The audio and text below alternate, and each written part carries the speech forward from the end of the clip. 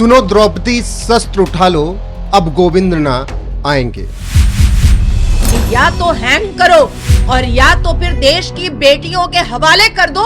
हम बता देंगे सरकार को भी और न्यायपालिका को भी कि बलात्कारियों की सजा क्या होनी चाहिए। ये साधारण कोई बलात्कार की घटना नहीं थी और साधारण हत्या की घटना नहीं थी, बिल्कुल नहीं थी। एक बहुत ही रिनाउंड कैलकाटा के वकील हैं, उन्होंने कह दिया कि भैया ये सीआईडी ऑफिसर था और इसने कानूनी केस को फिर से रीओपन कीजिए, इसने क्या क्या एविडेंसेस को टेम्पर किया है और वैनिश किया है, वो दूध का दूध पानी का पानी हो जाएगा। नासिर खान की शादी में जो बलात्कारी है, उसकी शादी में मुसलमान अपनी जवान बेटियों को लेकर गया सजा धजा करके बलात्कारी का बिरयानी खिलाने के लिए।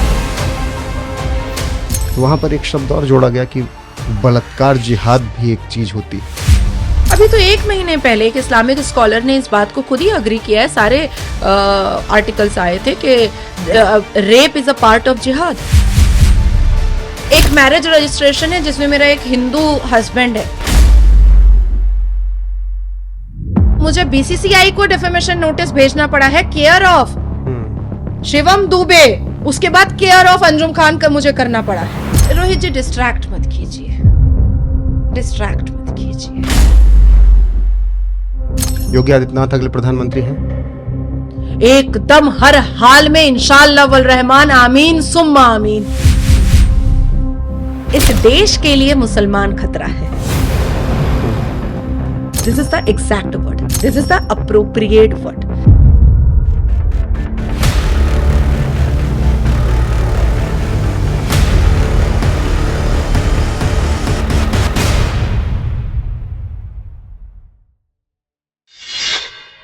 सुनो द्रौपदी शस्त्र उठा लो, अब गोविंद ना आएंगे। ये मैं क्यों कह रहा हूं ये आप समझ गए होंगे। सिर्फ बंगाल ही नहीं, देश के अलग अलग हिस्सों में इस वक्त जिस तरीके से बच्चियों के साथ हो रही घटनाएं सामने आ रही हैं, उसके बाद शर्म से सर झुक जा रहा है। क्योंकि बंगाल में जो कुछ भी हुआ उस पर सुप्रीम कोर्ट ने भी कहा कि मैंने पिछले 30 सालों में ऐसी लापरवाही किसी सरकार की नहीं देखी। इसके अलावा देश के अलग अलग राज्यों में भी ऐसी घटनाएं हुई। उन लोगों को भी करारा जवाब मिला जो कहते हैं कि कपड़े छोटे पहनने से नीयत खराब हो जाती है लड़कों की, लेकिन 2 साल की बच्ची किस तरीके के कपड़े पहने, उनको भी जवाब मिलना जरूरी है। ऐसे में इस वक्त आज हम बात करेंगे एक ऐसी खास शख्सियत से जो आज तमाम जवाब देने के लिए तैयार हैं, क्योंकि उनका नाम है नाज़िया इलाही खान। बीजेपी की नेता हैं और सुप्रीम कोर्ट के अधिवक्ता हैं। बहुत बहुत स्वागत है नाज़िया जी आपको। नमस्कार, वंदे मातरम। वक्त आ गया है कि अब हर द्रौपदियां शस्त्र उठा लें। हमारे हाथ में कुछ नहीं है उन्हें बचाने के लिए। बिल्कुल, और इसका एक संदेश मैंने दिया भी 15 अगस्त को। मैंने एक भी झंडा होस्ट नहीं किया और मैंने देश के प्रधानमंत्री से पूछा कि क्या हम आजाद हैं।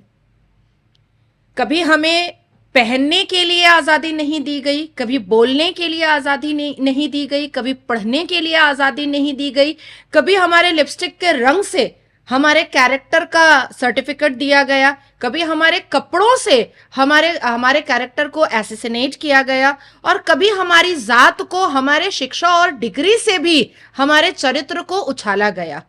मैं लिपस्टिक पोंछ देती हूँ, काजल नहीं लगाती हूँ और एक बहुत भरपूर कपड़ा पहनती हूं। क्या इस देश के मर्द एक पेपर पर साइन करके देने को तैयार हैं कि वो हमारा बलात्कार नहीं करेंगे? 3 महीने की छोटी बच्ची का जब बलात्कार होता है तो कौन सी लिपस्टिक आकर्षित करती है मर्दों को, कौन सा काजल आकर्षित करता है मर्दों को, कौन से खुले जुल्फ आकर्षित करते हैं मर्दों को, और कौन से छोटे कपड़े के खुले पैर उनको आकर्षित कर देते हैं? क्या ये सिर्फ कहावत वाली बातें हैं? मुझे लगता है वो मर्द नहीं होते होंगे। मैं ऐसे मर्दों को नामर्द ही मानती हूं, लेकिन नामर्द करने की सजा भी तो मिले उनको। अगर कोई ऐसा कर रहा है तो क्यों देश का कानून इतना कठोर नहीं हो जाता कि उनको नामर्द करके छोड़ दो? भले ही जेल में भेज करके उसको घर जमाई मत बनाओ, और जेल के अंदर टीवी, कैरम बोर्ड और अच्छे अच्छे खाने मत दो, सिर्फ उसको नामर्द करके छोड़ दो। क्या वक्त नहीं आया है? क्या बलात्कार की सजा सिर्फ फांसी होनी चाहिए? क्या वक्त नहीं आया है कि 8-8 साल इंतजार और अपेक्षाएं जो आंखें पथरा करके हम करते हैं कि अब मिलेगी सजा, अब मिलेगी सजा, और वकीलों का काफिला जाता है बलात्कारियों को बचाने के लिए। शर्म से नजर झुकती है कि ये कौन से वकील हैं जो बलात्कारियों को बचाने के लिए अपनी दलीलें रखते हैं। कौन से वकील हैं ये? शर्म से नजर झुकती है कि सरकार अब भी नहीं सोच रही है कि बलात्कार की सजा सिर्फ फांसी होनी चाहिए। क्या वक्त आ गया है कि बदलाव होना चाहिए? वक्त तो रोहित जी बहुत पहले आ गया था, कानूनों में भी बहुत पहले आ गया था। इस देश की निर्भया ने झंझोड़ दिया था पूरे देश और दुनिया को, और तभी बहुत आवाजें उठी थी और बहुत सारे कानून बने थे। पर तब भी मैंने कहा था कि बलात्कारी मानसिकता के मर्दों के लिए यह कानून भी हल्का है। जब तक सर्वोच्च न्यायपालिका और सेंट्रल गवर्नमेंट इस पेपर पर सिग्नेचर नहीं करते हैं कि जो कोई भी बलात्कार करेगा, मेडिकल रिपोर्ट में साबित होने के बाद उनको 3 महीने के अंदर फास्ट ट्रैक कोर्ट के तहत फांसी की सजा दी जाएगी, तब तक डरेंगे नहीं।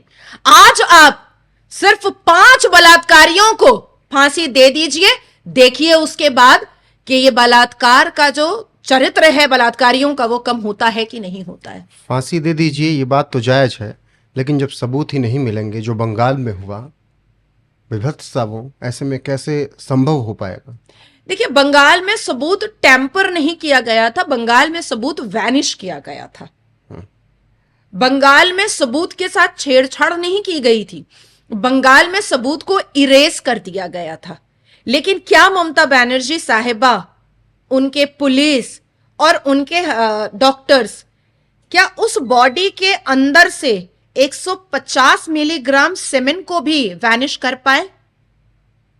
क्या जो आरोपी अभी सीबीआई की हिरासत में है, क्या उसका सेमेन अब निकाल करके आर्टिकल मैच नहीं किया जा सकता है?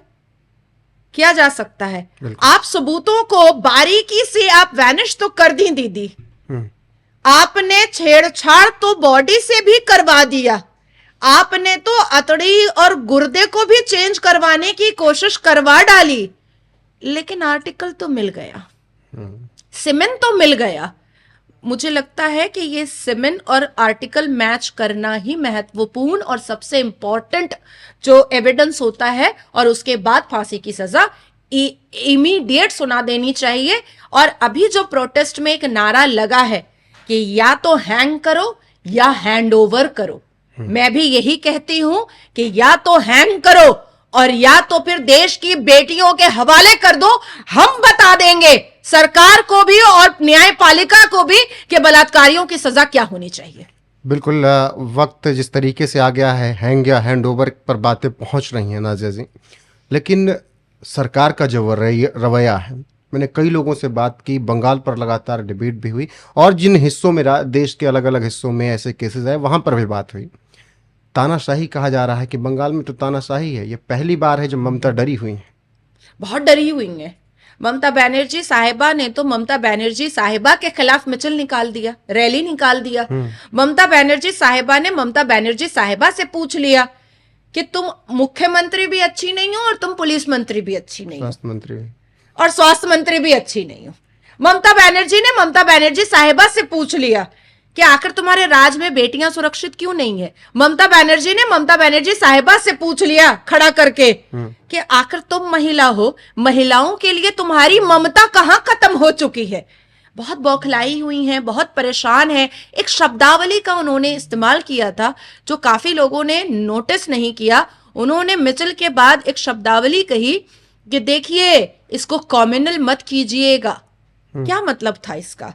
क्या कोई मुसलमान नेता का कोई भांजा या भतीजा भी था क्या इस रेप में? कॉम्युनल नहीं कीजिएगा, ये शब्द आया कहां से? जो आरोपी हिरासत में है वो धर्म से हिंदू है, और जिसका रेप हुआ जो डिजीज्ड है वो भी धर्म से हिंदू है। तो ममता बनर्जी ने की जुबान कॉम्युनल में क्यों लड़खड़ाई है? क्या सीबीआई को इस बात पर ममता बनर्जी साहिबा का पॉलीग्राफी टेस्ट नहीं करना चाहिए? क्या सीबीआई को टीएमसी से रिलेटेड किस किस नेता मंत्रियों के भांजे, भतीजे, बेटा देश से बाहर पिछले 15 दिन में चला गया है, विदेश भाग चुका है, क्या उसको एक्स्ट्राडीट करके ला करके उसके सिमन का टेस्ट नहीं करना चाहिए? आखिर ऐसी क्या बात थी जो कम्युनल शब्द उन्होंने इस्तेमाल किया है? ऐसे में एक सवाल उभरता है कि ये सिर्फ और सिर्फ केवल एक घटना थी या फिर इसके पीछे बहुत बड़ी कोई साजिश है? देखिए रोहित, ये साधारण कोई बलात्कार की घटना नहीं थी और साधारण हत्या की घटना नहीं थी, बिल्कुल नहीं थी। आरजेकर में जिस हिसाब से वेस्ट स्कैम चल रहा था, ऑर्गन ट्रैफिकिंग का स्कैम चल रहा था, डेड बॉडी को बेचने का स्कैम चल रहा था, जिस हिसाब से 2021 से 2024 के आंकड़े अगर निकालिएगा तो सबसे ज्यादा बच्चा डिलीवरी होने के बाद मृत्यु आरजेकर में हुई है, सबसे ज्यादा मृत्यु हुई है। उसके बाद आप देखिएगा कि 2001 से 2024 का आंकड़ा निकालिए, पूरा होमवर्क कीजिए, कई नर्स और कई वहां के एम्प्लॉय ने सुसाइड किया है। क्या वो सुसाइड था? क्योंकि जो डिजीज है हमारी डॉक्टर बिटिया जिनके साथ इतना बड़ा घटना हुआ है, उसको भी संदीप घोष ने क्या बोला था? सुसाइड है। तो क्या वो पिछले जो मृत्यु हुए थे क्या वो भी मर्डर था? ये भी बहुत बड़ा सवाल अभी पैदा हो रहा है। तो मुझे ऐसा लगता है कि सीबीआई के लिए भी बहुत चैलेंजिंग केस है ये। जिस हिसाब से सुशांत सिंह राजपूत का जहां पर डेड बॉडी पाया गया था, उस रूम को व्हाइट वॉश करा दिया गया था और उद्धव ठाकरे की पुलिस ने अपनी पूरी परिश्रम कर डाली थी, अपना पूरा एफर्ट दे डाला था कि सबूतों को मिटा देना है। और सीबीआई आज भी उस केस को लेकर के झूल रही है और जूझ भी रही है और लोगों की अभद्र टिप्पणियां भी सुन रही हैं। इस केस में सीबीआई को बहुत ज्यादा बारीक चीजों को देखना पड़ेगा और अपने हाथ को लंबा कर करके बहुत दूर की सोच करके उस बच्ची को न्याय दिलाना पड़ेगा। बिल्कुल, न्याय की बात चल रही है तो सुप्रीम कोर्ट ने भी संज्ञान लिया है। सुप्रीम कोर्ट ने तमाम सवाल किए ममता बनर्जी सरकार से कि 7 घंटे में बॉडी क्यों दी गई, 7,000 लोग कैसे पहुंच गए। 30 साल में मैं खुद पहली बार ऐसा वाकया देख रहा हूं जहां पर इतनी लापरवाही बरती गई। ममता बनर्जी तो पहली बार लापरवाही नहीं बरत रही ना, इससे पहले भी शेख शाहजहां मामले में देख लीजिए। नहीं, बड़ी लंबी चौड़ी लिस्ट है। मैं आपको सिर्फ उन इंसिडेंट्स के बारे में लिस्ट में बता दे रही हूं जो देश दुनिया की खबर बनी थी। 5 फरवरी 2012 नासिर खान खादिर खान, सूजन जॉर्डन रेप अगर आप डालिएगा तुरंत आ जाएगा। और पूरे देश दुनिया को पता था कि 2 मुसलमान भाई ने मिलकर के एक क्रिश्चियन लड़की के साथ रेप किया है। ममता बनर्जी की तब भी स्टेटमेंट को पढ़िए, उन्होंने साफ लफ्जों में कहा था, ना आमी मानबो ना, सजीवी घटना है। काकुली दस्तीदर तो और भी नीचे गिर गई थी। उन्होंने तो सीधा कह दिया था वो क्रिश्चियन लड़की थी ना, पैसा मांग रही होगी, बेचारा मुसलमान लड़का को फंसा रही है एफआईआर करके। उसके बाद आ जाइए कामदुनी गैंग रेप। क्यों 3 बार रेप हुआ था उसका। वो जब जाती थी पुलिस स्टेशन में एफआईआर करवाने के लिए तब उसका रेप होता था और उसकी बॉडी जला दी गई रातों रात। उसके पिता रो रहे हैं, उसके घर वाले रो रहे हैं, उसके घर वाले कह रहे हैं हमको बॉडी जलवाना नहीं है और उसकी बॉडी रातों रात पुलिस को घेर करके बीच में बॉडी जल रही है और चारों तरफ पुलिस की सिक्योरिटी दी गई है बॉडी जलवाने के लिए। आनन फानन। तब भी स्वास्थ्य मंत्रालय ममता दीदी के पास था उस वक्त। तो जो आज के पुलिस ऑफ कमिश्नर हैं विनीत कुमार गोयल, सीआईडी महानिरीक्षक हुआ करते थे, उन्हीं पर सवाल उठे थे उस वक्त। तो कैलकाटा हाईकोर्ट के महामान्य अदालत में एक बहुत ही रिनाउंड कैलकाटा के वकील हैं, उन्होंने कह दिया कि भैया ये सीआईडी ऑफिसर था और इसने कामदुनी केस को फिर से रीओपन कीजिए, इसने क्या क्या एविडेंसेस को टेम्पर किया है और वैनिश किया है, वो दूध का दूध पानी का पानी हो जाएगा। और आप सोचिए कि 5 मुसलमान एक्यूटल पा गया। नासिर खान की शादी में जो बलात्कारी है उसकी शादी में मुसलमान अपनी जवान बेटियों को लेकर गया सजा धजा करके बलात्कारी का बिरयानी खिलाने के लिए। उसके बाद आ जाइए मध्यम ग्राम रेप केस 2013। क्या इंसाफ मिला? उसके बाद आ जाइए जादवपुर यूनिवर्सिटी रेप केस 2014, उसके बाद फिर आ जाइए गगनापुर रेप एंड मर्डर केस 2015, उसके बाद आ जाइए बामन घाटा रेप केस 2017, संदेश खाली का तो मांस बलात्कार हुआ था 2020, हांस खाली, उसके बाद फिर हांस खाली, उसमें तो ममता बनर्जी साहिबा ने कहा था अपने स्टेट गवर्नमेंट के मंच से, लड़की का लव अफेयर था, प्रेग्नेंट थी, हम लोग पूरा चिटचैट पढ़े हैं व्हाट्सएप का। उसके बाद वो पुलिस को एड्रेस भी की है, पीछे पुलिस बैठी हुई थी, उन्होंने पुलिस को एड्रेस भी किया है कि हम लोग पढ़े हैं ना, वही बोल रहा। हाँ, अब आप सोचिए कि लड़कियों के जो बच्चियां मर जाती हैं, रेप की जाती हैं, गैंग रेप होता है, और उसके बाद फिर हमारी महिला मुख्यमंत्री ये कहती हैं कि लड़की का चरित्र खराब था। हमारे जब 2011 में ममता बनर्जी जी की सरकार आई थी, तब माँ माटी मानुष का एक स्लोगन लगा था। माओं का क्या हाल हो रहा है वो दिख रहा है। नदिया में पंचायत इलेक्शन के वक्त में 68 ईयर की एक सीनियर सिटीजन का बलात्कार होता है क्योंकि वो भाजपा की समर्थक थी, और उसके पोते को चेयर पे बिठा करके रस्सी से बांध करके उसका रेप होता है। 2015 में चर्च के अंदर इन करके 5 बांग्लादेशी मुसलमान एक 72 साल की नन का रेप करता है। कोई मतलब ही नहीं है ममता बनर्जी साहिबा को। उनका बस एक ही टारगेट रहता है कि औरतों को कैसे उसका कैरेक्टर एसिसिनेशन करना है। पश्चिम बंगाल में वही महिलाएं सुरक्षित हैं जो टीएमसी की मेंबर है या टीएमसी के आगे पीछे घूमती हैं। बिल्कुल। ऐसे में फिर यहाँ पर एक सवाल आता है कि जब बंगाल में इतना बदहाली है, ममता बनर्जी की सफ़ेद साड़ी पर जब काले धब्बे नहीं, मैं कह रहा हूँ कि साड़ी ही पूरी कालिक से पुत गई है, तब क्या फिर राष्ट्रपति शासन ऑप्शन नहीं बचता है सरकार के पास? मैंने कल ही दिया है, क्योंकि मैं दिल्ली में आई हुई हूं, तो मैंने कल ही दिया है राष्ट्रपति जी को ये लेटर, और मैंने साफ लफ्जों में कहा है कि आर्टिकल 356 के द्वारा अब वक्त आ चुका है कि पश्चिम बंगाल में प्रेसिडेंशियल रूल होना चाहिए, और अगर परमानेंट नहीं करना चाहते हैं तो कम से कम डॉक्टर बिटिया को जब तक इंसाफ ना मिल जाए तब तक के लिए प्रेसिडेंशियल रूल कर दीजिए।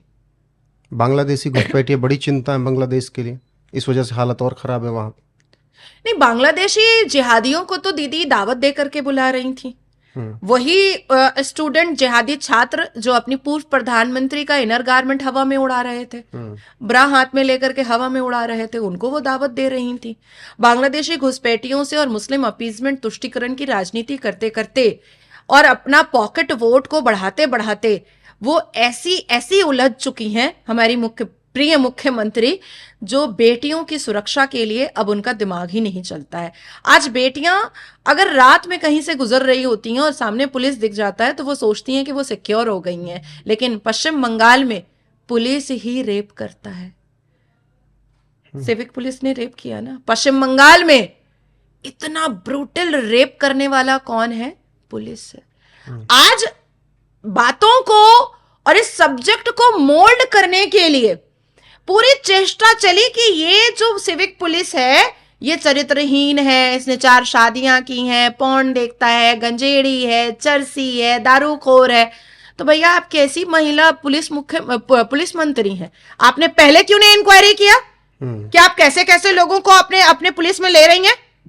अब तो ममता बनर्जी साहिबा को स्कूटनी करके जनता के सामने रखना चाहिए कि उनके कितने पुलिस ऑफिसर बलात्कारी मानसिकता रखते हैं, क्योंकि कई ऐसे पुलिस ऑफिसर्स हैं सुपीरियर जो नासिर खान जैसे बलात्कारी के गुडबुक में है, दोस्ती है। अगर सीबीआई नासिर खान का फोन सीज कर ले, दूध का दूध पानी का पानी हो जाएगा।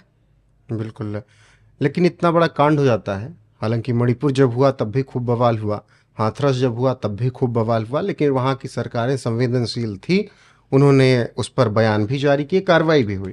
यहाँ तक कि मणिपुर पे लगातार विपक्ष कहता है कि प्रधानमंत्री बोलते नहीं, लेकिन प्रधानमंत्री नरेंद्र मोदी ने 2 बार मणिपुर के मुद्दे पर बोला भी, एक बार संसद शुरू होने से पहले और एक बार और उन्होंने बयान दिया। राहुल गांधी मणिपुर भी चले जाते हैं, हाथरस भी चले, अच्छी बात है। मुझे लगता है कि विपक्ष ऐसा होना चाहिए जो दबाव बना सके सरकार पर। बंगाल जाने में टिकट का पैसा महंगा हो गया है, या जो लॉकडाउन में पैसा, वो नोटबंदी में पैसा निकाला था राहुल ने, वो खर्च हो गया बंगाल जाने के लिए उनके पास। रोहित जी डिस्ट्रैक्ट मत कीजिए। आप पत्रकार ना बहुत गलत करते हैं। सिर्फ मणिपुर पे बात कीजिए, सिर्फ हाथरस पे बात कीजिए। आप क्यों किशोरी के लिए बात करेंगे? आपका क्या हक है? आप क्यों बात करेंगे कि मोहित खान बलात्कारी क्यों है? आप क्यों बात करेंगे कि आसिफा तो बहुत असहाय थी, बहुत अच्छी बच्ची थी, लेकिन किशोरी बहुत चरित्रहीन है? आपको यह बोलना पड़ेगा।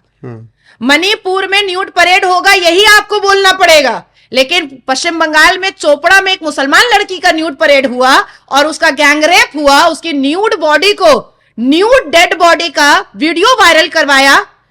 आप उस पर बात मत कीजिए, नहीं तो आप गोदी मीडिया कहला जाएंगे। आपको राहुल गांधी को और विपक्षी दलों को जब देखना है तो आपको राहुल गांधी जी के हिसाब से बात करना होगा, नहीं तो आप गोदी मीडिया कहलाएंगे। प्रियंका वाड्रा, लड़की हूं, लड़ सकती हूं, कुछ भी कर सकती हूं। क्या हुआ? मैं टिकट का पैसा दे देती हूं, आ जाए, आए, मिले, डॉक्टर बेटी के परिवार से मिले, जरा दर्द समझें। जिस तरह से वो कांप रहे थे मां बाप, जिस तरह से उनकी बेटी के शव को जलाने के लिए पुलिस ने डंडा उठा करके शव को जलवाया कि ताकि फॉरेंसिक टेस्ट में उसके शरीर से कोई फिंगरप्रिंट ना निकल जाए और सही आरोपी जो भाग गया है देश से वो ना सामने आ जाए। जरा मिलिए ना उसके परिवार वालों से, देखिए दर्द कैसा होता है। प्रियंका वाड्रा का काम है अपने भाई की गोद में झूलते रहना। प्रियंका वाड्रा का काम है अपने भाई को हर वक्त चुम्मा चाटी करते रहना। प्रियंका वाड्रा का काम है अपने भाई के लिए ऐसे प्लान सेट करना कि जितने भी जिहादी ऑर्गेनाइजेशन है उससे छुप छुप करके बात करना और लोगों को फंसवाना और लोगों के लिए गुस्ताखे रसूल का नारा लगवाना। यही प्रियंका वाड्रा का काम है। इसके अलावा आप देखिए, इतिहास गवाह है कि 1989 से लेकर के 1991 तक में जब कश्मीर वैली में, जम्मू में, कश्मीर में जब कश्मीरी पंडितों का बेटियों का नरसंहार हो रहा था, सोनिया एंटोनियो गई थी क्या? गई थी? नहीं गई थी। किशोरी के पास प्रियंका वाड्रा गई क्या? अरे उत्तर प्रदेश राहुल गांधी जाते हैं लेकिन किशोरी के बारे में बात नहीं करते हैं। और उसके बाद जब बंगाल की डॉक्टर बेटी के बारे में बात किया जाता है, वो डिस्ट्रैक्ट मत कीजिएगा भैया, एकदम डिस्ट्रैक्ट नहीं कीजिए। तो ऐसे में फिर जब कांग्रेस के कुछ नेता बंगाल में सवाल उठाते हैं, अधीर रंजन चौधरी पिछले मैं कुछ महीनों से देख रहा हूँ लगातार ममता के खिलाफ बोल रहे हैं, तो डर आला कमान के क्यों है बोलने में राहुल, प्रियंका, सोनिया को? नहीं, अधीर रंजन चौधरी ने हमेशा इंडी अलायंस होने के बावजूद भी उन्होंने ममता सरकार को आड़े हाथों लिया है। और इसलिए लिया है क्योंकि पंचायत इलेक्शन के वक्त में बंगाल में कांग्रेस की कई महिला नेत्री के साथ जो पोलिंग बूथ पर बैठी थी उनका भी मोलेस्टेशन हुआ था और टीएमसी के कार्यकर्ताओं ने किया था। 2-4 तो ऐसे वायरल न्यूज हैं जिसमें कांग्रेस की कार्यकर्ता बंगाल की रो रही हैं कि टीएमसी के कार्यकर्ताओं ने मेरे शरीर को वर्बल पूरा मोलेस्ट किया है। तो वो दर्द, वो आंसू, वो तड़प, वो जो एक जंग होती है, महिला का शरीर अगर कोई छू दे तो उसके दिमाग में जंग चलती है, वो अधीर रंजन चौधरी ने फील किया है। इसलिए वो बातों को रखने से पीछे नहीं हटते हैं और यही वजह है कि अधीर रंजन चौधरी को अब राहुल गांधी जी धीरे धीरे साइड कर चुके हैं, उनका नाम धीरे धीरे अपने गुड बुक से हटा चुके हैं। अधीर रंजन चौधरी को वो देखना भी अब पसंद नहीं करते हैं क्योंकि अधीर रंजन चौधरी खरी खोटी बात और जो हो रहा है पश्चिम बंगाल में उस पर वो अपनी टिप्पणी दे देते हैं। ठीक है, एक मामला भी हाल फिलहाल में आया, हालांकि 1992 का मामला है, 32 साल लग गए उस केस में न्याय आने में। हालांकि लोअर कोर्ट अभी डिस्ट्रिक्ट कोर्ट से न्याय आया है। अजमेर कांड, 100 लड़कियों का गैंग रेप होता है, 18 उसमें आरोपी होते हैं, कुछ को पहले सजा हो जाती है, कुछ को अभी 6 को कुछ दिन पहले हुई। तो जब मैं लोगों से बात कर रहा था तो कुछ लोगों ने बताया कि 100 लड़कियां जो थी हाई प्रोफाइल घर से थी, हिंदू परिवार से थी, अलग अलग जैन सिख सब उसमें थे, और जो बलात्कारी थे 18 के 18 एक समुदाय से थे। तो वहाँ पर एक शब्द और जोड़ा गया कि बलात्कार जिहाद भी एक चीज़ होती है। अभी तो 1 महीने पहले एक इस्लामिक स्कॉलर ने इस बात को खुद ही अग्री किया है, सारे आर्टिकल्स आए थे कि rape is a part of जिहाद। आप देखिए पाकिस्तान में रेप होता है हिंदू बेटियों का, आप देखिए श्रीलंका में, आप देखिए बांग्लादेश में, आप देखिए अफगानिस्तान में, आप जहां उठाकर देखिए वहां आपको एग्जाम्पल्स मिल जाएगा। तो बलात्कार इज अ पार्ट ऑफ जिहाद भाई। काफिरों की बेटियों को लूटना इज अ पार्ट ऑफ जिहाद। और वो बहुत सुकून फील करते हैं मुस्लिम्स कि हमने काफिर की बेटी को लूट लिया, उसको नंगा कर दिया। वो बहुत प्राउड फील करते हैं। आपने अजमेर 1992 की बात कही है, 100 लड़की नहीं थी, उससे ज्यादा थी। और जिस हिसाब से अजमेर में नंगा नाच चल रहा था, सिर्फ लड़कियों के साथ दुष्कर्म नहीं हो रहा था, बल्कि वीडियोस बनाए जा रहे थे, फोटोज लिए जा रहे थे, अश्लीलताओं के लिमिटेशन को क्रॉस किया गया था। और कई चिश्तिया परिवार के जो मुजाबिर खुद को कहते हैं वो अरेस्ट हुए थे। हालांकि उस वक्त जयपुर में, राजस्थान में जो सरकार थी कांग्रेस की, उन्होंने इस बात को ढकने के लिए अपने पावर का और अपने पैसों का पूरा जोर लगाया था। पर एक बहुत छोटी सी हिंदी पत्रिका ने एक आर्टिकल छाप दिया था, एक बहुत छोटी सी हिंदी पत्रिका ने, और वहां से चिंगारी जली। और उसके बाद फिर बाध्य होना पड़ा कि एफआईआर करना पड़ा और फिर उस केस को आगे बढ़ाना पड़ा। सुप्रीम कोर्ट तक ये केस चला गया और न्यायपालिका की अनुमति से उस चिश्तिया परिवार के लोगों को अरेस्ट किया गया। आज मुसलमान मुझे बोलते हैं कि मैं मुसलमानों के खिलाफ बोलती हूं। अगर वाकई में ये उम्मते रसूल होते, अगर वाकई में ये सुन्नते रसूल मानते, तो कोई मुसलमान किसी औरत का बलात्कार कभी नहीं करता। कौन सी आयत है वो कुरान की जो ये अनुमति दे रही है कि तुम किसी की बेटी का, किसी की बहू का, किसी के घर की इज्जत का तुम बलात्कार करो?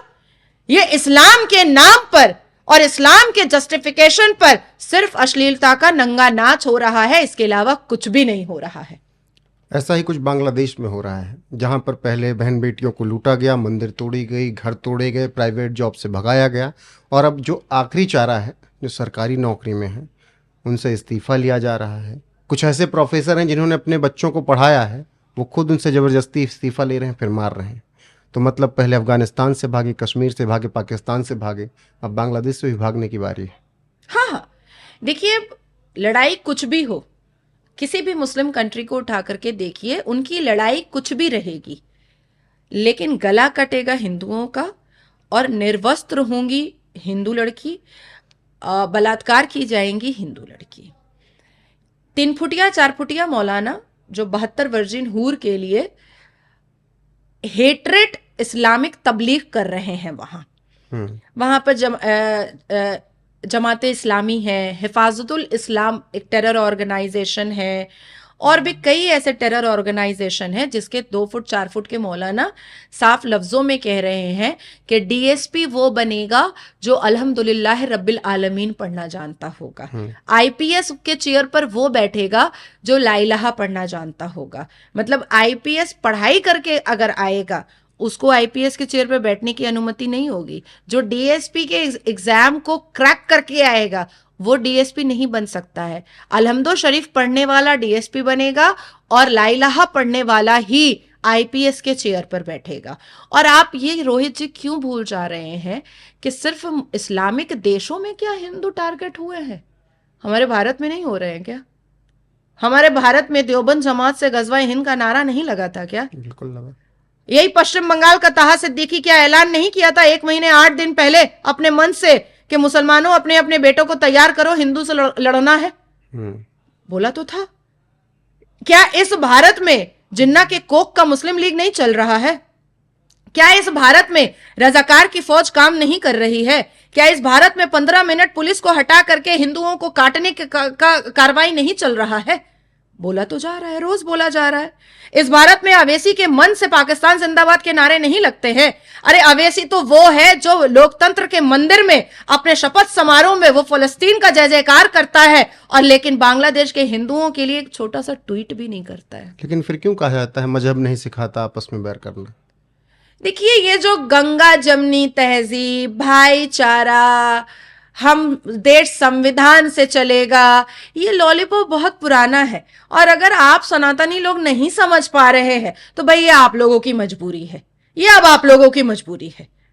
हम जैसे लोग आज मेरी जान हो सकता है कल चली जाए, हो सकता है मैं अभी निकलूं, मैं कल परसों कलकत्ता पहुंचूं, कल पहुंचूं और मेरा मर्डर कर दिया जाए, ये भी हो सकता है। या मुझे किसी भी फेक और फैब्रिकेट केस में मुझे जेल भेज दिया जाए। आपको मैं एक बात बता दूं कि पश्चिम बंगाल में सिर्फ मुसलमान मेरी मौत की दुआ नहीं मांग रहे हैं, हिंदू भी मेरे मौत की दुआ मांग रहे हैं। सिर्फ मुसलमान साजिशें नहीं फैला रहा है कि नाजिया को कैसे फंसाना है या नाजिया को कैसे खत्म करना है, उसकी जुबान को कैसे चुप करना है, उसमें 2-4 हिंदू भी हैं जो नाजिया को खत्म करने की साजिशें रचाए जा रहे हैं। तो जो मौलाना, जैसे आज साजिद रशीदी ने, व्यूअर्स को सुनना चाहिए, आज साजिद रशीदी ने एक नेशनल न्यूज पर बैठ करके कुछ मैरिज सर्टिफिकेट दिखाया और कहा कि नाजिया का 3 हस्बैंड है।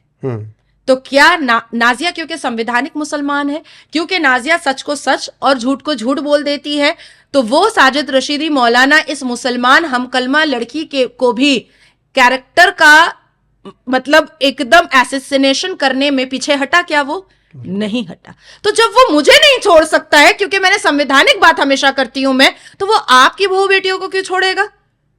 भैया कहा ही गया है सूरे अल काफिरून, काफिर वर्ड आ रहा है सूरे अल काफिरून, आप काफिर हैं और कभी जिंदगी में आप भाई नहीं बन सकते हैं उसके। इस बात को आप लोगों को गांठ बांधना पड़ेगा। यहूदी और हिंदू ये 2 समुदाय मुसलमानों का दोस्त नहीं हो सकता, मुसलमानों के करीब नहीं हो सकता, मुसलमानों का भाई नहीं हो सकता है। आपकी बहू बेटियों को फुसला करके अगर वो शादी करता है तो वो इस्लाम में वो अपने लिए जन्नत में 72 वर्जिन हूर फिक्स करता है, वो आपकी बहू बेटियों से मोहब्बत नहीं करता है।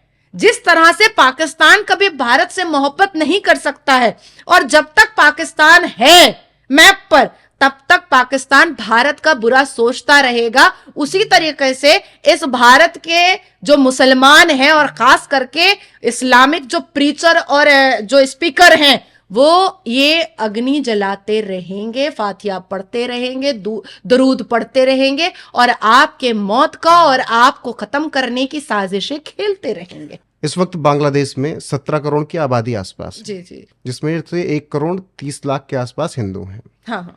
फिर जो बचे 15.5 के आसपास मुस्लिम हैं। अब सारे मुस्लिम तो कर नहीं रहे हैं वहां पर दंगा, या सारे मुस्लिम तो हथियार निकाल कर बाहर है नहीं। एक आंकड़ा लीजिए तो 50 लाख के आसपास मुस्लिम मतलब इस वक्त बवाल कर रहे हैं। तो जो बच रहे हैं, लोग कहते हैं कि ना सब मुस्लिम खराब नहीं होते हैं, तो जो अच्छे हैं वो हिंदुओं को बचाने क्यों नहीं आ रहे हैं, जो 99% अच्छे हैं? नहीं, उसकी सबसे बड़ी वजह, अभी मैंने आपको साजिद रशीदी की बात बताई ना, तो अब आप सोचिए कि जिस तरीके से अभद्र टिप्पणियां नेशनल न्यूज पर साजिद रशीदी मेरे लिए कर रहा है, जिस तरीके से एक प्रोपेगेंडा मेरे कैरेक्टर को खराब करने के लिए कर रहा है, तो वो जो 50 लाख आप एक मोर और लेस आंकड़ा निकाले हैं, वो अपनी बहू बेटी को इन मौलानाओं से कैसे नंगा होने देंगे? कैसे नंगा होने देंगे? देखिए इलियास, मुफ्ती इलियास साहब राम मंदिर के प्राण प्रतिष्ठा में गए थे, फतवा जारी हो गया था ना, है ना? बिल्कुल। अब आप मेरे लिए अभी अंजुम खान ने रेतने का ललकार कर दिया ना, तो सब मुसलमान जो वाकई में सारे धर्मों को लेकर के चलना चाहते हैं, सबसे दोस्ताना रखना चाहते हैं, जो वाकई में अल कुरान को मानते हैं, जो वाकई में रसूल की उम्मत में से हैं, वो सोचते हैं कि हम बोलेंगे लेकिन हमारी बहू बेटियों को ये मुफ्ती मौलाना नंगा कर देगा। मैं आपको आज पहली बार इस बात को मैं अग्री कर रही हूं। कभी मैं अपने परिवार के बारे में बात नहीं करती हूं क्योंकि मैं करना मुनासिब नहीं समझती हूं। एट टाइम्स मेरे अब्बा रोते हैं कि जिस हिसाब से मौलाना मुफ्ती तुम्हारे कैरेक्टर की धज्जियां उड़ाता है नाजिया, मुझे अफसोस होता है कि किस किस्म का कुरान इन्होंने पढ़ा है कि आज संवैधानिक बात करने के लिए मुसलमान बेटी का भी पूरा आबरू लूट रहे हैं ये मुफ्ती मौलाना। ये मेरे अब्बा बोलते हैं। मैंने अपने अब्बा को घर पे कई बार रोते हुए देखा है और उन्होंने अब कसम खाया है कि वो मेरे डिबेट्स नहीं देखेंगे, क्योंकि उनको बुरा लगता है कि एक मुसलमान बेटी को मुसलमान मुफ्ती ही नंगा कर रहा है अपने शब्दों से। इसलिए वो जो 50 लाख आपने आंकड़ा निकाला वो बाहर नहीं निकल पा रहे हैं। बिल्कुल। तो क्या ऐसे मौलानाओं, ऐसे कट्टरपंथियों को सबक सिखाने के लिए योगी आदित्यनाथ वाला कानून होना चाहिए अब? देखिए, मुझे तो ऐसा लगता है कि इस पूरे देश में अब योगी आदित्यनाथ वाले कानून की ही जरूरत है, उन्हीं की जरूरत है। इस देश में हमें और दूसरे गांधी की जरूरत नहीं है कि कोई एक गाल पे थप्पड़ मारे तो दूसरा गाल बढ़ा दो, मुसलमान आकर के तुम्हारे घर में घुस करके तुम्हारी बेटी का बलात्कार करे तो तुम कपड़ा खोल करके अपनी बीवी को भी दे दो। ये अब हमें नहीं चाहिए। ऑलरेडी भारत ने बहुत कुछ देख लिया है, विभाजन देख लिया, जिन माइनॉरिटी को यहाँ पाला पोसा गया वही माइनॉरिटी ने वोट कर करके पाकिस्तान बनवाया, जानबूझ करके साजिशें रच करके 7 लाख मुसलमान यहाँ पर रहे और 78 साल में हम लोग चले आए हैं आज़ादी के। मुझे एक साल ऐसा बताइए कि इन मुसलमान क्लेरिक और प्रीचर ने, जिन्होंने चूज किया कि वो भारत में रहेंगे, संवैधानिक कौन से कर्तव्यों का पालन किया? क्या कभी आपने मुसलमान क्लेरिक और प्रीचर को देखा कि वो सामने आकर के केंद्र की सरकार से और देश के प्रधानमंत्री से कह रहा है मेरे बेटे को आर्मी ऑफिसर बना दो? क्या मौलाना साजिद रशीदी से मैं डायरेक्ट पूछ रही हूँ, क्या वो अपने बेटे को आर्मी ऑफिसर बनवाना चाहें? कभी भी चाहें? क्या वो अपनी बेटी को कभी भी कोई पुलिस ऑफिसर बनाना चाहें? कभी नहीं। इन्होंने हमेशा एक ही चीज कहा, 4 शादी हमको करने दो, रोड पे हमको नमाज पढ़ने दो, लड़की का पीरियड्स स्टार्ट हो जाएगा हमको उसको अपने बेड पर लाने दो, यही चल रहा है। तो आखिर कब तक ये देश ये सब सहता रहेगा? कब तक? एटलीस्ट अब तो योगी जी वाला कानून जो है, हालांकि वो असंवैधानिक कानून तो नहीं करते हैं, वो तो संविधान के अंदर से ही भाई प्योर और कट्टर संवैधानिक काम करते हैं वो, तो उसको अडेप्ट करने का वक्त आ चुका है।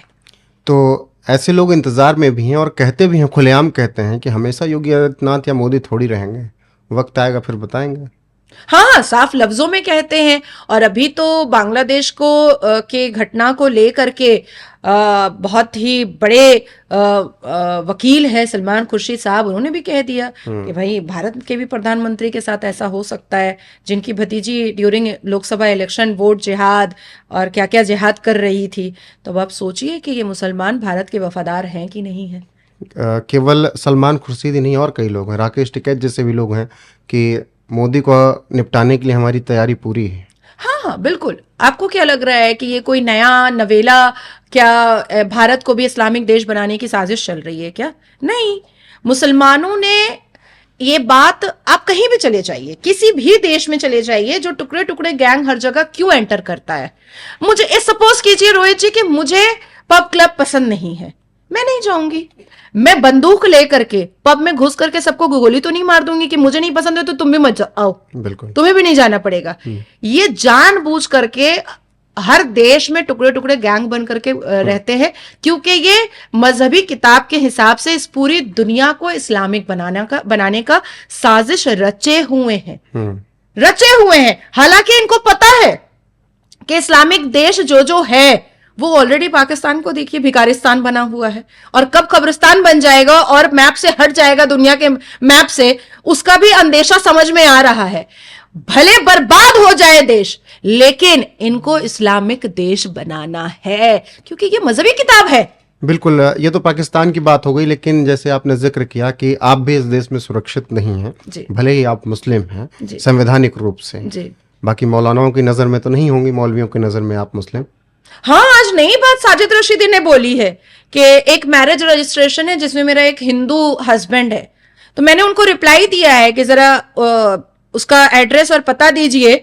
अगर मेरा कोई हिंदू हस्बैंड है और वो मेरे को छोड़ करके चला गया है तो मेरे सनातनी भाई उससे निपटने को तैयार हैं, क्योंकि सनातनी मेरे जो भाई हैं वही उससे सवाल पूछेंगे कि काहे को छोड़ के चला गया भैया, तूने तो सनातन धर्म का को भी बदनाम करने का साजिश रच दिया है, कहीं तो स्टालिन वाला तो नहीं है सनातनी। तो मुझे ऐसा लगता है कि इस देश में जितने संवैधानिक मुसलमान हैं, जो इस देश में संविधान को सर्वप्रिय रखते हैं, वो भी टारगेट होते हैं। और उसकी जिंदा मिसाल मैं हूं। आप मेरे ट्वीट को पढ़िए, उसके कमेंट्स को पढ़िए। सिर्फ एक होता है फिजिकल बलात्कार होना और एक होता है शब्दों से भी वर्बल बलात्कार होना, वो मेरा हर रोज होता है। बिल्कुल। तो ऐसे में ही टारगेट में इस वक्त आप जुड़ी हुई हैं। जी। शिवम दुबे भारतीय क्रिकेट टीम के शानदार प्लेयर, अभी T20 वर्ल्ड कप जीत कर है। अंजुम खान उनकी पत्नी है, वो क्यों पंगा ले रही हैं? मुझे तो खुद नहीं पता चला कि आखिर उनका इस्लाम जागा कैसे। और इसलिए मैंने ट्वीट के माध्यम से, हालांकि वो तो अपना ट्वीट भी, ट्विटर एक्स अकाउंट भी उन्होंने डिलीट कर दिया है। और अगर मेरे इंस्टाग्राम से आप उनको टैग कीजिएगा, शिवम दुबे को या अंजुम खान को, तो उन दोनों मियाँ बीवी ने मुझे ब्लॉक कर दिया है इंटेंशनली। इवन मैंने जब डेफेमेशन नोटिस भेजा तो उन्होंने एक्सेप्ट नहीं किया, तो मुझे बीसीसीआई को डेफेमेशन नोटिस भेजना पड़ा है, केयर ऑफ शिवम दुबे, उसके बाद केयर ऑफ अंजुम खान का मुझे करना पड़ा है। उन्होंने मेरी नोटिस भी एक्सेप्ट नहीं की है। मैंने मेल किया है, तो जो मेल मेरी तरफ से गया है उस मेल को भी उन्होंने खोल करके नहीं देखा है। तो तब फिर मुझे ट्विटर के माध्यम से, एक्स के माध्यम से उनको रिप्लाई देना पड़ा कि ये 2021 में उनकी शादी हुई थी एक हिंदू से, एक सनातनी से, और मुसलमानों के हिसाब से काफिर से। अचानक से इस्लाम कैसे जाग गया? अच्छा, शिवम दुबे की धर्मपत्नी अंजुम खान दुबे साहिबा, वो इससे पहले भी उन्होंने सनातनियों को अंधभक्त और गोबर भक्त कहा था, जिसपे वो काफी नेगेटिविटी उन्होंने एक्स पर फेस किया हुआ था। और एक अर्ली मॉर्निंग उठी वो और उन्होंने मेरे गला रेतने का ऐलान कर दिया, वायलेशन स्टार्ट कर दिया। टूल किट पहुंच गया क्या वहां तक? अब मुझे तो नहीं पता। जिस हिसाब से पाकिस्तान ने सबसे ज्यादा उनके उस पोस्ट को पाकिस्तान में शेयर किया गया है, तो मुझे शक है कि कहीं जैसे मुस्कान जो भारत में रहती थी, हिजाब का नारा लगाई थी और नारे तकबीर कही थी, पर उसका वो किसकी हनी ट्रैप वाली और स्लीपर सेल थी, वो लश्कर तैयबा और अलकायदा के चीफ का उसके लिए आया था। तो मेरा ऐसा अनुमान है कि शिवम दुबे की वाइफ का कोई ना कोई कनेक्शन पाकिस्तान के किसी जिहादी ऑर्गेनाइजेशन से है। और मैं ये इसलिए भी कह रही हूं क्योंकि ये जो मेरा गला रेतने का जो बीज बोया गया है, वो तेलंगाना के एक मुस्लिम ऑर्गेनाइजेशन ने बोया था। क्योंकि राहुल गांधी को एक कलकत्ता हाई कोर्ट का एक नोटिस मिला था। राहुल गांधी से मैंने पूछा है कि मुसलमान आपसे नहीं पूछ रहे हैं, पर आप मुझे बताइए कि इस्लाम में अभय मुद्रा कहां पर होता है। और 13 घंटे के बाद तेलंगाना में एक मुस्लिम ऑर्गेनाइजेशन टाउन सिटी में जाकर के मेरे खिलाफ एक कंप्लेन लिखता है, और तेलंगाना और केरला में पीएफआई भी है। तो इसलिए मुझे ऐसा लग रहा है कि शिवम दुबे की धर्मपत्नी का कनेक्शन पाकिस्तान के और केरला के जिहादी ऑर्गेनाइजेशन से है। आप इतना बड़ा दावा कर रहे हो, मानहानि कर देंगे तो करे ना। अरे भाई, मैं तो बोल रही हूं कि आप सामने आकर के मुझसे बात कीजिए ना। भाई देखिए, इस देश में कन्हैया का गला रिताया ना। एक लारेब हाशमी ने एक मामूली बस कंडक्टर का, एक मासूम बस कंडक्टर का, बेचारा कुछ चंद पैसे कमा के अपना पालन पोषण कर रहा था, उसका गला रेतने चला गया। तो इस देश में तो गला रितवाया गया है भाई, हुआ है ऐसा। अब मान लीजिए कि शिवम दुबे ने जो ऐलान किया कि भाई अब नाजिया का खबर लेने का समय आ चुका है, तो जो गला अगर मेरा रेत दिया जाता है, मैं विधवा हूं, एक बच्चा है, मेरे बच्चे को कौन देखेगा? वो ये भी नहीं सोची, वो तो एक माँ है। एक माँ हो करके कैसे एक माँ के गला रेतने का उन्होंने ऐलान कर दिया, खबर लेने का वक्त आ चुका है। और कौन सी बात पे भाई? मैंने कब प्रॉफिट मोहम्मद सल्लल्लाहु अलैहि वसल्लम पीस अपॉन हिम के खिलाफ बात की है? नाउजुबिल्लाह, मैं कर ही नहीं सकती हूं। उनसे ज्यादा प्योर इस्लाम वाली मैं हूं। उन्होंने तो इस्लाम के हिसाब से काफिर से शादी किया है, पर मैं विधवा की विधवा रह गई, लेकिन मैंने शादी नहीं की क्योंकि मेरी नजर में मेरा बच्चा मेरी फर्स्ट प्रायोरिटी था। मैंने अपनी जिंदगी दोबारा नहीं बसाई। जब बात आती है देश के मुसलमानों की, तो अगर 3 तलाक खत्म किया जाए तो देश का मुसलमान खतरे में, 370 हटाया जाए तो देश का मुसलमान खतरे पे, XYZ कुछ भी हो, देश का मुसलमान खतरे में आ ही जाता है। तो मतलब ऐसा क्या है कि मतलब हर बार देश का मुसलमान खतरे में क्यों अपने आप को महसूस करने लगता है? नहीं, एक्चुअली इस देश के लिए मुसलमान खतरा है। This is the exact word, this is the appropriate word. इतिहास के पन्ने खोलिए और आजादी से लेकर के, विभाजन से लेकर के अब तक के सिनेरियो को आंख में घुमाइए। क्या मुसलमान कभी भी इस देश के भलाई के लिए कोई बात बोला है? एक परसेंटेज है मेरे ख्याल से। इस देश में, हमारे भारत देश में 2 करोड़ ऐसे मुसलमान हैं जो इस देश का भला चाहते हैं।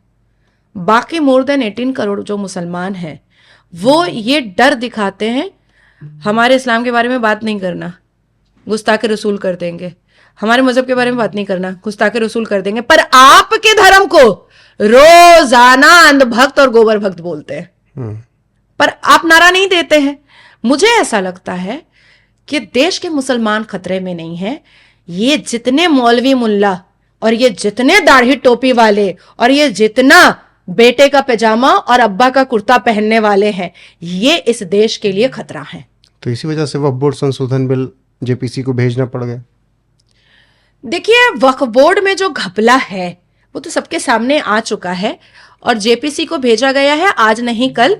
बिल्कुल हर हाल में जो संशोधन बोला गया है वो होकर रहेगा, क्योंकि, और मेरे हिसाब से अच्छा ही हुआ है, क्योंकि उसमें विपक्षी नेता भी हैं, उसमें क्लेरिक और मौलाना भी हैं, और जो आंकड़े, जो रिपोर्ट, बहुत सारे लोग, उसमें से मैं भी एक हूं, हम सब ने अपने अपने रिपोर्ट को भेजा है माइनॉरिटी मिनिस्टर को, किरण रिजिजू जी को मैंने भी भेजा है एक रिपोर्ट, इतना मोटा भेजा है मैंने, जिसमें हर वक्फ बोर्ड की संपत्ति पर कितना मजार है, कितना स्कूल है, सब मैंने पूरा डिटेल निकाल करके डिस्ट्रिक्ट वाइज मैंने भेजा है, बंगाल का और उत्तर प्रदेश का, हैदराबाद का मैंने भेजा है। हालांकि मुझे सिर्फ बंगाल का भेजना चाहिए था, लेकिन फिर भी मैंने बहुत तीन राज्यों का मैंने भेजा है।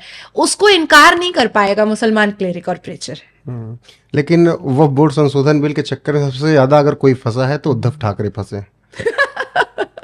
मातोश्री के बाहर मुस्लिम पहुंच रहे हैं, कह रहे हैं भैया कट एंड क्लियर बताओ, साथ दे रहे हो या नहीं दे रहे हो।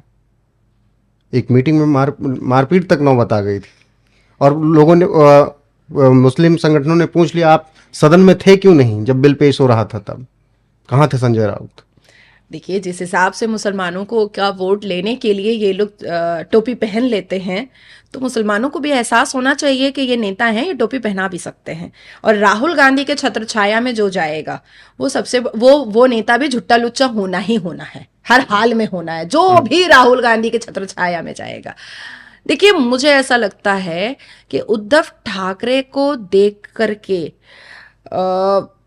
ठाकरे जो बाला साहब ठाकरे थे, वो शायद आज भी वो मलाल करते होंगे कि मैं तो मर्द था, मुझे तो हिंदुओं का सिपह सलार बोला जाता था, मैं तो हिंदू सेना चलाने वाला मर्द था। ये किसको मैंने पैदा कर दिया? ये कौन सी भूल का निशानी है ये? और जिस हिसाब से उद्धव ठाकरे कमजोर दिख रहे हैं, हर तरफ से पिसते हुए दिख रहे हैं, बड़ा अबला नारी जैसे नहीं होती है, वो अबला नारी जैसे दिख रहे हैं। और आने वाले वक्त में उनको वनवास ले लेना चाहिए और पॉलिटिक्स छोड़ देना चाहिए।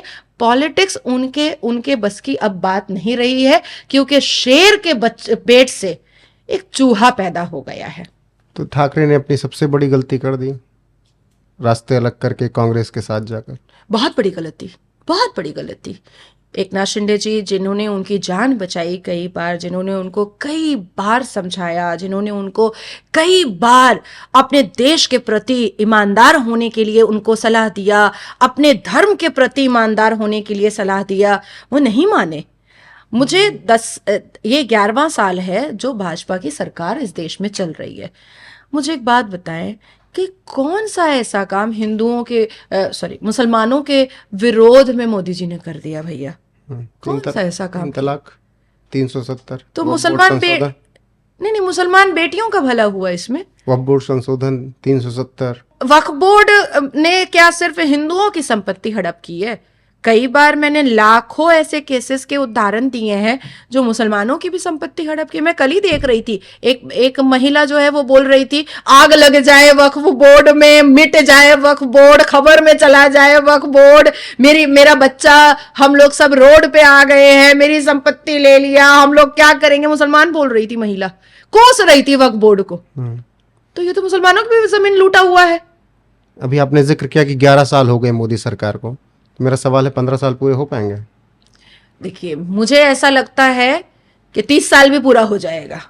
कहीं नहीं होगा। 29 में तो मान लीजिए वो चुनाव में जब जाएंगे, ये 4 साल कट जाएंगे कि नहीं? आराम से, बहुत बेहतरीन तरीके से, बहुत बेहतरीन तरीके क्योंकि से। राहुल कहते हैं कि 1 साल में सरकार गिरेगी। अरे राहुल गांधी को छोड़िए ना, वो 99 ऑल आउट में तो ऐसे इतरा रहे हैं, ऐसे इतरा रहे हैं, मतलब ऐसे तो 99 100 में 99 लाने वाला बच्चा भी नहीं इतराता होगा जितना वो फुदक रहे हैं।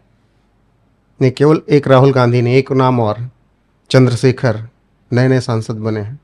रोज आरक्षण को लेकर अभी भारत बंद 21 तारीख को किया था, हालांकि व्यापक तरीके से असर नहीं हुआ। वो भी कह रहे हैं कि सरकार को माकूल जवाब देंगे अगर अब दलितों को फोड़कर अगर राज किया गया तो। नहीं नहीं, दुल्हन जब घर में आती है ना तो 1 महीना बहुत सजती संवरती है, उसके बाद फिर नॉर्मल हो जाती है। तो अभी नए नए सांसद बने हैं, 1 महीना अपनी टिप्पणियों से सस्ती लोकप्रियता कमाएंगे, उसके बाद फिर नॉर्मल हो जाएंगे। दलितों के सबसे बड़े मसीहा कहते हैं। नहीं, मैं बता रही हूँ आपको, अभी मेरी बात कंप्लीट हो जाए। उसी दलित के सबसे बड़े मसीहा से मैं सिर्फ एक संवाद आपके प्लेटफॉर्म से भेजना चाहती हूँ। मुसलमानों में 72 फिरका और 58 कास्ट है। सैयद अंसारी को देखना नहीं चाहता, सैयद जुलाहा को देखना नहीं चाहता, खान जो है वो कुरैशी मतलब के कसाई को अपने बराबर में बैठाना नहीं चाहता, आपका और निचली जाति के जो मुसलमान आते हैं, क्योंकि 58 कास्ट है, 58 अपर कास्ट वाले उन अपने घर में शादी ब्याह भी उनका नहीं करते हैं, जुलाहे के साथ, कुंजड़े के साथ, सब्जी फरोश के साथ, कुरैशी के साथ। तो इसका भी थोड़ा सा लिहाज रखें, क्योंकि बेचारे मुसलमान जो कुंजड़े हैं उनको भी तो अच्छा लगेगा ना कि उनकी बेटी सैयद के घर में जाए ब्याह करके, उनकी बेटी खान के घर में जाए ब्याह करके, उनको भी तो अच्छा लगेगा। जो कसाई जात के हैं उनको भी तो अच्छा लगेगा कि पठान घर में मेरी बेटी का शादी हुआ है, मेरा दामाद पठान ही है, सर वो भी तो अच्छा फील करे। तो ऐसा नहीं है कि सिर्फ आप एक ही धर्म के बारे में बात कर रहे हैं, मुसलमान धर्म के बारे में भी बात कीजिए। यहाँ पर भी बहुत सारे लोग दबे कुचले हैं। नहीं तो फिर वो कहते हैं केवल एक मैं ही हूँ अब दलितों को जो बचा सकता हूँ इस तानाशाही सरकार से। बोल ही सकते हैं, मैंने कहा ना, अभी 1 महीना के बाद देखिएगा ना, अभी नई दुल्हन है, अभी लाली पाउडर बहुत होगा, अभी चूड़ी खनकेगी, पायल बजेगा, अभी बड़ा आईलाइनर लगेगा, उसके बाद थोड़ा धीमा बढ़ जाएगा। ठीक है, अब कुछ और सवाल बहुत जल्दी में जवाब चाहूंगा जी। योगी आदित्यनाथ अगले प्रधानमंत्री हैं? एकदम हर हाल में इंशाअल्लाह वल रहमान, आमीन सुम्मा आमीन। इतने चेहरे पे चमक क्यों आई प्रधानमंत्री उनका सुनते ही आपको? मैं उनको बहुत अपना आइडियल मानती हूँ, मैं उनको हमेशा पिता स्वरूप देखती हूँ, और जिस हिसाब से वो उत्तर प्रदेश को चलाए हैं, मैं अभी हालिया में उत्तर प्रदेश गई हुई थी भाई, बेटियां उनको मतलब उनके लिए नमाज में दुआएं मांगती हैं, बेटियां उनके लिए नफिल रोजे रखती हैं, उनके मतलब लंबी उम्र के लिए। मुसलमान बेटियों के बारे में मैं बात कर रही हूँ, और अगर कोई इसको कटाश करने की कोशिश करेगा मेरे इस स्टेटमेंट को, तो उन बेटियों को मैं आपके चैनल पर भी बिठा दूंगी। ठीक है, तो फिर अगर वो प्रधानमंत्री बनते हैं तो उत्तर प्रदेश में अखिलेश मुख्यमंत्री बन जाएंगे? क्या बात कर रहे हैं, उत्तर प्रदेश में मुझे चुन लिया जाए। ममता बनर्जी अब अपने ढलान पे? ममता बनर्जी की सरकार अब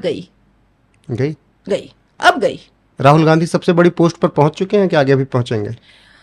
आमीन। मैं चाहती हूँ अल्लाह तबारक ताला अगर मेरी दुआ सुनता है, कबूल करता है, क्योंकि आज तक मैंने मुसल्ला बिछा के जो भी दुआ मांगी है वो मुझे मिला है, देर या सवेर वो पूरा हुआ है।